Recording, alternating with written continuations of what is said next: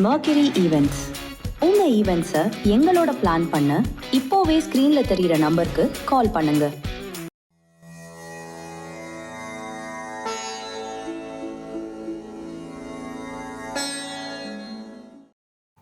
ஓம் சரணாகத தீனார்த்த பரித்ராண பராயணே சர்வஸ்யார்த்திகரே தேவி நாராயணி நமோஸ்துதே. வணக்கம் நேயர்களே, மகாலட்சுமி ஜோதிடம் வழங்கும் காலச்சக்கரம். உங்கள் அன்பு ஜோதிடர் ஸ்ரீராம்ஜி பேசுகிறேன். அனைவரும் நலமுடன் இருக்கிறீர்களா? நன்றாகத்தான் இருப்பீர்கள், நன்றாக இருக்க வேண்டும். இன்றைய காணொளியில் நாம் காண இருப்பது யோகமும் சோகமும். இதுதான் தலைப்புக்குள்ளே போகிறதுக்கு முன்னாடி நம்மளுடைய ஆன்லைன் வகுப்புகள் பிப்ரவரி 8ஆம் தேதி ஞாயிற்றுக்கிழமை முதல் தொடங்க இருக்கிறது. உயர்நிலை ஜோதிட வகுப்புகள். விருப்பம் உள்ளவங்க கீழ்கண்ட வாட்ஸ்அப் எண்ணில் தொடர்பு கொள்ளுங்கள். இது நம்மளுடைய 10th பேஜ். 6 மாத கோர்ஸு. சண்டே கிளாஸ் இருக்கும். உயர்நிலை வகுப்பு பேசிக் உங்களுக்கு தெரிஞ்சிருக்கணும். இந்த கிளாஸை முடிக்கும்போது நீங்கள் தனிப்பட்ட முறையில் ஜாதகம் பார்க்குற அளவுக்கு தேர்ச்சி பெற்றிருப்பீர்கள். யோகங்களும் சோகங்களும். பொதுவாக நம்ம ஜாதகம் பார்க்கும்போது நிறைய பேர் இந்த கேள்வி கேட்பாங்க, சார் எனக்கு ஏதாவது யோகம் இருக்கா, முன்னேறதுக்கான வாய்ப்புகள் இருக்கான்னு. நம்மளும் நம்மளோட சேனல்களில் நிறைய யோகங்களை பற்றி வரிசையாக சொல்லிகிட்டே வரும். தலை சிறந்த யோகங்கள் அப்படின்னு சொல்லக்கூடிய முதல் தரமான யோகங்களுக்கு கூட அந்த யோகங்களுக்கு பின்னாடி சில சோகங்கள் ஒழிஞ்சிக்கிட்டு தான் இருக்கும். அது என்ன அப்படிங்கிறத சிறந்த யோகங்கள் அடிப்படையில் பார்ப்போம். இப்போ உதாரணமாக இருக்கிறதுலே சிறப்பான யோகம்னு நான் அடிக்கடி குறிப்பிட்டு சொல்கிறது தர்ம கர்மாதிபதி யோகத்தை தான். 9ஆம் அதிபதி 10ஆம் அதிபதியின் தொடர்பு, ஒருவருக்கொருவர் இணைவு, இருவரில் ஒருவர் வலுப்பெற்ற நிலையில் இருப்பது, அதுவும் குறிப்பாக 9லேயோ 10லேயோவோ இருக்கிறதுங்கிறது ஒரு அற்புதமான சிறந்த வளர்ச்சியை தரக்கூடிய யோகங்களில் முதன்மையானது. ஆனால் இந்த யோகத்தில் இருக்கக்கூடிய ஒரு சோகம் என்னென்னா, இந்த யோகத்துக்கு பேரே தர்ம கர்மாதிபதி யோகம். இங்கே கர்மம் அப்படிங்கிற ஒரு வார்த்தை வரும்போதே எல்லாரும் கவனிக்கணும். இந்த யோகம் உங்களுக்கு முழுமையாக செயல்படுறதுக்கு நீங்கள் ஒரு கர்மம் பண்ணியிருக்கணும். புரியுது அதோட அர்த்தம்? அதாவது தர்ம கர்மாதிபதி யோகம் 100% சிறப்பான பலன்களை ஒருத்தருக்கு தர்றதுக்கு அவர் தாய்க்கோ தகப்பனுக்கோ கர்மம் செய்திருக்க வேண்டுங்கிற விதியும் சேர்ந்து தான் அந்த யோகத்துக்குள்ள இருக்கும். ஸோ தர்ம கர்மாதிபதி யோகத்தில் இருக்கக்கூடிய ஒரு மிகப்பெரிய சோகம் என்னென்னா இதுதான், கர்மம் செய்து தர்மத்தை பெறுதல். புரிஞ்சிடுச்சுங்களா? இதுதான் அதோட அமைப்பு. அப்போ முழுமையாக நார்மலாக வேலை செய்யும். 50% 60% இந்த யோகம் வேலை செய்யும். 100% வேலை செய்கிறதுக்கு ஒரு கர்ம யோகம் நடந்திருக்கும். நிறைய இந்த தர்ம கர்மாதிபதி யோகம் இருக்கிற ஜாதகங்களுக்கு நான் கேட்டிருப்பேன், சார் போன வருஷம் தான் சார் அப்பா இருந்தார், அதுக்கப்புறம் தான் இந்த சொத்து பிரச்சனை முடிவுக்கு வந்துச்சு, அதிலிருந்து நம்ம தொழிலே வேறு மாதிரி நடந்துக்கிட்டு இருக்கு அப்படின்னு சொல்லுவாங்க. ஏன்னா அந்த கர்மம் செய்த பின் இந்த தர்மம் வேலை செய்யும், யோகம் உண்டாகும். இது தர்ம கர்மாதிபதி யோகத்தில் இருக்கிற சோகம். அதுக்கு அடுத்தபடியாக பார்த்திங்கன்னா ரொம்ப சிறந்த யோகங்களில் ஒன்றா சொல்லக்கூடியது கஜகேசரி யோகம். குருவும் சந்திரனும் கேந்திரம் பெறுறது ஒருத்தருக்கு ஒருத்தர். அதுலேயும் சந்திரன் வளர்பிறை சந்திரனாக இருந்து குரு எங்கேயாவது ஆட்சி உச்சம் பெற்ற நிலையில் உட்கார்ந்து அவருக்கு 4, 7, 10 அல்லது கூடவே சந்திரன் அமர்ந்து வலுப்பெறும்போது அற்புதமான ஒரு யோகம். எதிரிகளை வெல்லக்கூடியவன், பராக்கிரமம் மிகுந்தவன் அப்படின்னெல்லாம் சிறப்பாக சொல்லலாம். இது உண்மையிலேயே ஒரு சிறப்பான யோகம் தான், அதில் ஒன்றும் டவுட் இல்லை. ஆனால் இந்த கஜகேசரி யோகத்தினுடைய சோகம் என்ன அப்படின்னு பார்த்தீங்கன்னா, இந்த யோகம் இருக்கிறவங்களுக்கு எப்போ பார்த்தாலும் எதிரிகள் இருந்துக்கிட்டே இருப்பாங்க. நீங்கள் நல்லா யோசிச்சு பாருங்கள், எப்போதும் எதிரிகள் இருப்பதுங்கிறது ஒரு சந்தோஷமான மனோநிலையை கொடுக்குமா? எப்போ எவன் என்ன பண்ணுவானே தெரியாதுங்கிற மாதிரியே வாழ்ந்துட்டுருக்கும். எதிரிகளை வெல்லுவார்னா முதல்ல எதிரிகள் உருவாகணும் இல்லையா? அதுதான் பிரச்சனை. ஸோ கஜகேசரி யோகம் குருச்சந்திர யோகத்தில் இருக்கக்கூடிய பிரச்சனை எதிரிகளை உருவாக்கி விட்டுக்கிட்டே இருக்கும். எதிரிகளை வெற்றி பெற வலிமையை உங்களுக்கு கொடுக்கும். ஆனால் அதே நேரத்தில் எதிரிகளும் உருவாகி கொண்டே இருப்பார்கள்ங்கிற அங்கே ஒரு சோகத்தை இதுக்குள்ளேயும் ஒழிச்சு வச்சுட்ருப்பாங்க. இதுக்கு அடுத்தபடியாக பார்த்திங்கன்னா இந்த சிவராஜ யோகம் ரொம்ப சிறப்பான யோகங்கள் இதுவும் ஒன்று. சிவராஜ யோகம் குருவுக்கு கேந்திரத்தில், அதாவது சூரியனுக்கு கேந்திரத்தில் குரு வலுப்பெறுறது, அல்லது சூரியனுடைய சேர்ந்து குரு வலுப்பெறுறது. சூரியன் வலுத்திருக்க குரு சேர்ந்தாலும் சிவராஜ யோகம், குரு வலுத்திருக்க சூரியன் கேந்திரம் பெற்றாலும் அல்லது குருவோட சேர்ந்திருந்தாலும் சிவராஜ யோகம். இப்போ மேசத்தில் சூரியன் உச்சம் கூடவே குரு இருக்கார், சிவராஜ யோகம். சிம்மத்தில் சூரியன் இருக்கார், ஆட்சி பெற்ற நிலையில் இருக்கார், அவரோட குரு சேர்ந்திருக்கிறார், சிவராஜ யோகம். தனுசில் குரு ஆட்சியாக இருக்கார், கூட சூரியன் சேர்ந்திருக்காரு, இல்லை மிதுனத்தில் இருந்தபடி பார்த்துட்டு இருக்காரு, இது சிவராஜ யோகம் தான். ஸோ அந்த மாதிரி கடகத்தில் இருக்கும்போது ஏற்படும், மீனத்தில் இருக்கும்போது ஏற்படும்.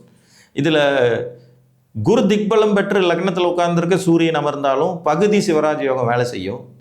10ஆம் வீட்டில் சூரியன் திக்பலம் பெற்ற நிலையில் குரு கூட இருந்தார்னா அங்கேயும் பகுதி சிவராஜ யோகம் வேலை செய்யும். இந்த சிவராஜ யோகம்ங்கிறது ஒரு ஆளுமை திறன் மிக்க வலிமையான நன்மைகள் தரக்கூடிய யோகம். ஆனால் இதுக்குள்ளே இருக்கிற சோகம் என்னன்னு கேட்டிங்கன்னா, நிறைய வலுவான சிவராஜ யோகம் அமைஞ்சவங்க கல்யாணம் பண்ண மாட்டாங்க. திருமண வாழ்க்கையை உண்டு இல்லைன்னு பண்ணி விட்டுவிடக்கூடிய அமைப்பு இதற்கு உண்டு. நடக்க விடாமல் தடுத்துடக்கூடிய வாய்ப்புகளும் சிவராஜ யோகத்துக்கு இருக்கும். அப்போ இதில் இந்த மாதிரி ஒரு சோகம் ஒழிஞ்சிட்ருக்கு. எல்லா யோகத்துக்கு பின்னாடி ஒரு சோகமும் வேதனையும் இருக்குங்கிறதுக்கு தான் இதை உங்களுக்கு நான் சொல்கிறேன். தர்மகர்மாதிபதி யோகத்தில் ஒரு கர்மம் செய்ய வேண்டியது வருகிறது. குருச்சந்திர யோகத்தில் எப்போ பார்த்தாலும் எதிரிகளை நினைத்து கவலைப்பட வேண்டியது வருகிறது. சிவராஜ யோகத்தில் பார்த்திங்கன்னா திருமண வாழ்க்கையை கேள்விக்குறியாக்க வேண்டிய விதிகளை கொடுக்குது. இது மாதிரி சந்திரமங்கல யோகம்னு ஒன்று இருக்குது. சந்திரனுக்கு கேந்திரத்தில் செவ்வாய் வழுக்கும் போது ஏற்படுறது. இந்த சந்திரமங்கல யோகம் பார்த்திங்கன்னா பூமினால் லாபம், விவசாயத்தினால் யோகம், பொருளாதாரத்தில் வளர்ச்சி, முன்னேற்றம், இது மாதிரியெல்லாம் நிறையா கொடுக்கும். ஆனால் அதே நேரத்தில் பார்த்திங்கன்னா சந்திரமங்கல யோகம் உள்ளவங்க மேக்சிமம் கெட்ட பழக்கங்களுக்கு ஆளாயிட்டாங்கன்னா, குறிப்பாக ட்ரிங்க்ஸ் பழக்கத்துக்கெல்லாம் ஆளாயிட்டாங்கன்னா இவங்களால் வாழ்க்கை முழுக்க வெளியவே வர முடியாது. அதே மாதிரி ஏதோ ஒரு சூழ்நிலையில் தாயை கொடுமைப்படுத்தாமல் இருக்கவே மாட்டாங்க. இது இந்த யோகத்துக்கு பின்னாடி இருக்கிற சோகம். ஒரு நெகட்டிவான பலனை ஏற்படுத்தி கொடுத்து அதன் மூலம் சிக்கலை உண்டாக்கக்கூடியது இந்த சந்திரமங்கலம். குடிப்பழக்கம், போதை பழக்கம், தீய சிநேகிதம், இதெல்லாமும் சைடு எஃபெக்ட்ஸாக அது கொடுக்கும். ஒரு மாத்திரை சாப்பிட்றோம், நம்ம சக்கரை வியாதிக்கு மாத்திரை சாப்பிட்றோம், அந்த மருந்துலேயே பாருங்கள் சைடு எஃபெக்ட்ஸ்னு எழுதி வைக்கிருக்காங்க. குமட்டல் வரலாம், தோல் வறண்டு போயிடலாம், கண் பார்வை மங்கலாம், உடலில் சத்துக்கள் சேராமல் போயிடலாம், எத்தனை இருக்குது பாருங்கள். ஒரு வியாதிக்கு மருந்து எடுக்கும்போதே அதில் இத்தனை சைடு எஃபெக்ட்ஸ் இருக்குது. யோகங்கள்லேயும் சைடு எஃபெக்ட்ஸ் உண்டு. ஸோ சந்திரமங்கல யோகத்தில் இந்த மாதிரியான ஒரு பிரச்சனை இருக்கும். அதற்கு அடுத்தபடியாக பௌர்ணமி யோகம் ரொம்ப சிறப்பாக சொல்லக்கூடிய ஒன்று. சூரியனும் சந்திரனும் நேர் 7ஆம் வீடுகளில் இருக்கும்போது சந்திரன் முழு ஒளித்திறனோட பௌர்ணமி யோகத்தோடு இருப்பார் அப்படிங்கிற அந்த அமைப்பு இருக்கும். சந்திர அதியோகமும் இதிலேயே தான் வரும். இந்த பௌர்ணமி யோகத்தில் இருக்கிற சோகம் என்னென்னா, நேச்சுராக இந்த பௌர்ணமி யோகம் உள்ளவங்க கணவன் மனைவியாக இருக்கிறவங்க பிரிஞ்சு போய் வாழ்கிறதுக்கான தகுதியை கொடுக்கக்கூடியது. கணவன் மனைவி ஒற்றுமைக்கு கொஞ்சம் வேட்டு வைக்கக்கூடிய யோகம் பௌர்ணமி யோகம். புரியுதுங்களா? அப்போ பௌர்ணமி யோகம் ரொம்ப சிறப்பானதுன்னு பார்த்திங்கன்னா, நிறைய பௌர்ணமி யோகத்தில் பிறந்தவங்களுடைய திருமண வாழ்க்கை கல்யாணத்துக்கு அப்புறம் 10 வருஷம் 15 வருஷம் குடும்பம் நடத்தின பிறகு நிறைய பேர் சொல்ல கேள்விப்பட்டது தான். நாங்கள் ஒரே வீட்டில் தான் சார் இருக்கோம், மாடியில் மட்டும்தான் அவர் இருப்பார், கீழே மட்டும்தான் நான் இருப்பேன், 2 பேர் பேசிக்கவே மாட்டோம், ஆனால் ஒரே வீட்டுக்குள்ளே தான் இருக்கோம், சமுதாயத்துக்கு நாங்கள் 2 பேர் ஹஸ்பண்ட் ஒய்ஃபாக தான் இருப்போம் அப்படின்னு சொல்லுவாங்க. ஸோ பௌர்ணமி யோகத்தில் இப்படி ஒரு சோகம். எல்லா யோகங்களுக்கு பின்னாடியும் ஒரு சில நெகட்டிவான சோகங்களும் ஒளிந்து கொண்டே இருக்கும் அப்படிங்கிறதுக்கு இந்த உதாரணங்களெல்லாம் நீங்கள் தெரிஞ்சுக்கணும். சரி, யோகமான ஜாதகம், வளர்ச்சிகரமான ஜாதகம், முன்னேற்றகரமான ஜாதகம், அதிக சந்தோஷத்தை அனுபவிக்கும் ஜாதகங்கள் இவைகள்லாம் இருந்தாலும் அதற்கு பின்னாடி ஒரு நெகட்டிவான விஷயங்களும் கூடவே இருக்கத்தான் செய்கிறது. புரியுதுங்களா? ஸோ இந்த யோகங்கள் சில நிலைகளில் சோகங்கள். ஆனால் அதுக்காக நம்ம யோகத்தையெல்லாம் வேண்டான்னு சொல்லிட முடியுமா? எல்லாமே இறைவன் நமக்கு படைக்கிறது தான். நீ யோகமாக வாழணும், இப்படியெல்லாம் முன்னுக்கு வரணுங்கிற அமைப்புகளை கொடுக்கும்போதே கூடவே அதில் இருக்கக்கூடிய ஒரு சில நெகட்டிவான விஷயங்களையும் கொடுக்கவே செய்யும். சூரியனும் செவ்வாயும் அதிமித்திரர்கள், ரொம்ப பெரிய நண்பர்கள். இவங்க இணைஞ்சாங்கன்னா பராக்கிரமாக தொழில்துறையில் மிகப்பெரிய வெற்றிகள் பெறலாம் அப்படிங்கிற அமைப்புகளெல்லாம் இருந்து இந்த யோகத்துக்கு நடுவில் பார்த்திங்கன்னா அது இணையிற வீடு பாவ வீடுகளாக இருந்துருச்சுன்னா கடுமையான மாங்கல்ய தோஷத்தை உருவாக்கக்கூடியது பெண்களுக்கு. இதே சூரியன் செவ்வாயினுடைய சேர்க்கை அது பாவ வீடுகள்லையும் இணைஞ்சிருச்சுன்னா கேட்கவே வேண்டாம், ரொம்ப மோசமாக இருக்கும் இதனுடைய விளைவு. அது தசாபுத்தி நடப்புக்கு வந்துச்சுன்னா ரொம்ப ரொம்ப டேஞ்சர் அப்படிங்கிறது மாதிரி இந்த ஒரு அமைப்பையும் கொடுக்கும். பஞ்சமகாபுருஷ யோகங்களில் ஒன்றாக சொல்லக்கூடிய சச யோகம் பார்த்திங்கன்னா அடிமை ஜீவனம், அதனாலேயே வாழ்க்கையில் வருத்தங்கள், உடல் தேய உழைத்தே தீர வேண்டிய கட்டாயம், மத்திம வயதுக்கு வரைக்குமே பார்த்திங்கன்னா நாய்படாத பாடுபடுவாங்கங்கிற மாதிரி ஒரு சைட் எஃபெக்ட்ஸையும் சேர்த்து கொடுக்கும். ருச்சக யோகம்ங்கிற செவ்வாய் தரக்கூடிய யோகத்தில் பார்த்திங்கன்னா முன்கோவம், முரட்டுத்தனம், பிடிவாதத்தை கொடுத்து கையை நீட்ட வச்சிரும். எங்கேயாவது வம்பு வழக்கு, கோர்ட்டு கேஸு ருச்சக யோகக்காரங்களுக்கு சர்வசாதாரணமாக நடைபெறும் அப்படிங்கிறது மாதிரி அதுலேயும் ஒரு சிக்கல் இருக்கும். பத்திர யோகம்னு புதன் தரக்கூடிய ஒரு ராஜயோக அமைப்பில் பார்த்திங்கன்னா அவர் கேந்திரத்தில் வலுப்பெற்றால் தான் பத்திர யோகங்கும் போதே அந்த கேந்திராதிபத்திய தோஷத்தையும் சேர்த்தே கொடுத்து அவர் ஒரு உண்டு இல்லைன்னு பண்ணுவார். அகண்டாகாரங்கிற ஓவர் அறிவினாலேயே இவங்க லைஃப்பில் முன்னுக்கு வர முடியாதபடி சில தடைகளை கொடுக்கறது இருக்கும். அம்சயோகம் தரக்கூடிய குரு பகவானும் கேந்திரத்தில் வலுப்படுறதுனால தான் அதை கொடுப்பாருங்கிற போது அவரும் கேந்திராதிபத்திய தோஷத்தை கொடுத்து திருமணம் போன்ற சுபகாரியங்கள், குழந்தை பிறப்பு போன்ற சுபகாரியங்களை தடைகளை உருவாக்கும் அமைப்பையும் கொடுக்கும். ஒரு கன்னிகா லக்ன ஜாதகத்திற்கு 7ஆம் இடத்துல வலுத்து தனிச்சு நிற்கிற குரு கல்யாணமே பண்ண விடாமல் தடுக்கிற சக்தி அவருக்கு இருக்கும். அது அம்ச யோகம் தான். அப்போ எல்லா யோகங்களுக்கு பின்னாடியும் ஒரு 20-25% மன நிறைவு அற்ற சோகங்களும் ஒளிந்துதான் இருக்கும் என்பதில் மாற்று கருத்து இல்லை. சுக்கிரன் தரக்கூடிய மாளவிகா யோகம் பார்த்திங்கன்னா சொகுசு வாழ்க்கைக்கு ஆசைப்பட்டு தவறான வழியில் போகிறதுக்கும், ஒன்றுக்கு மேற்பட்ட தொடர்புகளை ஏற்படுறதுக்கும், நிறைய அஃபேர்ஸை உருவாக்குறதுக்கும் காரணகர்த்தாவாக அமைஞ்சிடுவார்.